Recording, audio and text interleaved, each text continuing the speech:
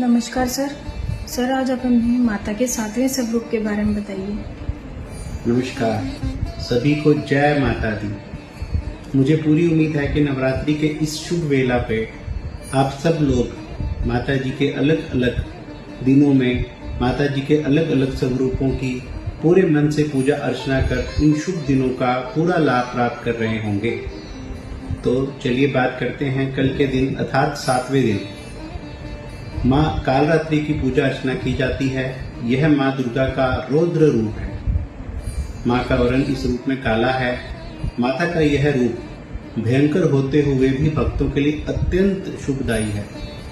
पौराणिक कथा के अनुसार जब शुंभ, निशुंभ और रक्तबीज राक्षसों ने तीनों लोक में हाहाकार मचा रखा था, तब देवता माता पार्वती जी से इन सभी राक्षसों के वध के लिए प्रार्थना करने के लिए पहुंचे। तब माता पार्वती जी ने ही दुर्गा का रूप बनाकर शुंभ और निशुंभ का वध कर दिया।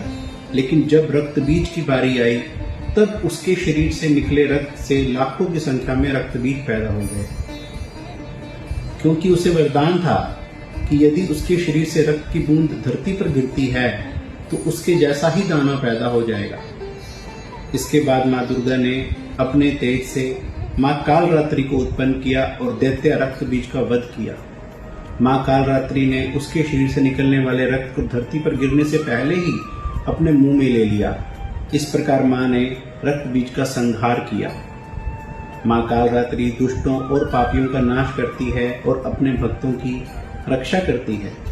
इनका वाहन गर्दभ होता है और इन्हें गुड़ से बनी खीर या हलवे का भोग लगाया जाता है।